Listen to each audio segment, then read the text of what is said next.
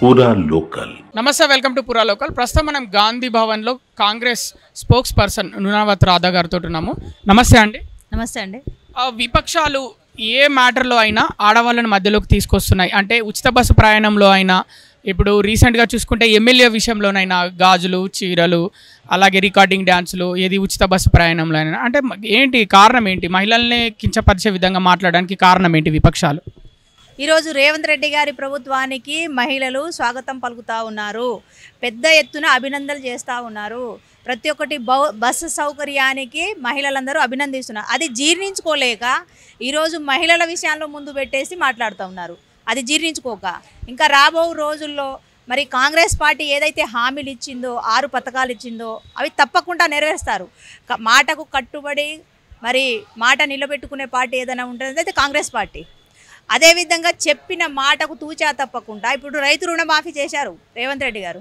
మాట తప్పకుండా మడవ తిప్పకుండా ఆ రోజు రాజశేఖర రెడ్డి గారు ఏదైతే పరిపాలించారో అదే రీతిలో మరి మన రేవంత్ రెడ్డి గారు పరిపాలిస్తూ ఉన్నాడు. అది జీర్ణించుకోలేక బురద జల్లే ప్రయత్నంగా ఈరోజు బీఆర్ఎస్ పార్టీ మహిళను ముందు పెట్టి కించపరిచే విధంగా మాట్లాడుతూ ఉన్నారు. ప్రజలందరూ చూస్తూ ఉన్నారు, మహిళలందరూ చూస్తూ ఉన్నారు. దీనిని మహిళా లోకం ఎవరు క్షమించరు, తీవ్రంగా ఖండిస్తూ ఉన్నారు. ముఖ్యంగా పాడి కౌశిక్ రెడ్డి విషయంలో ఆయన రెచ్చగొట్టే విధంగా వ్యాఖ్యలు చేస్తున్నారు. దీనిపైన మీ అభిప్రాయం? గతంలో కేటీఆర్ గారు కూడా మీరు బ్రేక్ డ్యాన్సులు చేస్తున్నారు అదే అనేసి మాట్లాడడం, చాలా నీచంగా మాట్లాడడం జరిగింది. మరి బయట పబ్లిక్ వచ్చేసి నన్ను క్షమించండి మహిళా లోకం అనేసి చెప్పడం జరిగింది. ఈరోజు కూడా నిన్న పాడి కౌశిక్ రెడ్డి కూడా చీరలు గాజులు చూపెట్టంటే మహిళలంతా చులకగా కనబడతా ఉన్నారా? అంటే చీరలు గాజులు అంటే శక్తి లేని వాళ్ళ మహిళలకు శక్తి లేదా? మహిళలు అంతా చులకనగా చూస్తున్నారా? మరి మహిళలకు ఈరోజు రాజ్యాంగంలో చట్టసభలో సమాన భాగం ఇస్తుంటే, మరి కాంగ్రెస్ పార్టీ సమానత్వం ఇస్తుంటే, ఈరోజు బీఆర్ఎస్ పార్టీ మహిళను తక్కువ చేసే విధంగా, మహిళను కించపరిచే విధంగా గాజులు చీరలు పెట్టుకొని రాజకీయం చేయండి, గాజులు చీరలు చూపెట్టడం ఇది ఎంతవరకు కరెక్టు? మహిళల ఓట్లు మీకు అవసరం లేదా? మహిళలు మీకు ఓటే లేదా? మీరు మహిళలు ఓటేస్తే గెలవలేదా? మరి అంత చులకనగా అంతగా తక్కువ చేసి మాట్లాడడం పావాడు కౌశిక్ రెడ్డి ఇది కరెక్ట్ కాదు. తను కూడా చెప్పేస్తారు, మా తర్వాత క్షమాపణ అనేసి అడుగుతారు.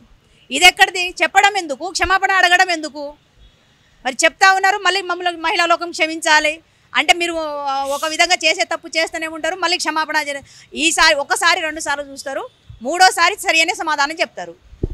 బీఆర్ఎస్ ఎమ్మెల్యేలు వాళ్ళు పరస్పర దాడులు చేసుకుంటే మధ్యలో కాంగ్రెస్ పార్టీని లాగుతున్నారు. కాంగ్రెస్ పార్టీ వ్యూహ రచన చేసిందని అంటున్నారు. దీనిపైన మీ అభిప్రాయం ఏంటి? కాంగ్రెస్ పార్టీ ఎటువంటి వ్యూహ రచన చేయవలసిన అవసరం లేదు. ఈరోజు కాంగ్రెస్ పార్టీ బ్రహ్మాండంగా రాష్ట్రంలో మరి పరిపాలన నడుస్తూ ఉంది. రైతు రుణమాఫీ అయితే కానివ్వండి, ఉచిత బస్సు అయితే కానివ్వండి, గ్యాస్ అయితే కానివ్వండి, కరెంటు 200 యూనిట్ కరెంటు మాఫీ అయితే కానివ్వండి, ప్రజల్లో మంచి స్పందన ఉంది. అది ఓర్చుకోలేక రాబో రోజుల్లో స్థానిక సంస్థల్లో కాంగ్రెస్ పార్టీ సత్తా ఏంటిదో కూడా చూపెడతారు. ఇంకా అధిక సంఖ్యలో ఈరోజు వాళ్ళు మాట్లాడేటువంటి మాటలు ప్రతి ఒక్క మహిళలు గ్రామ స్థాయిలో నుండి పట్టణ స్థాయిలో వరకు ప్రజలందరూ గమనిస్తూ ఉన్నారు.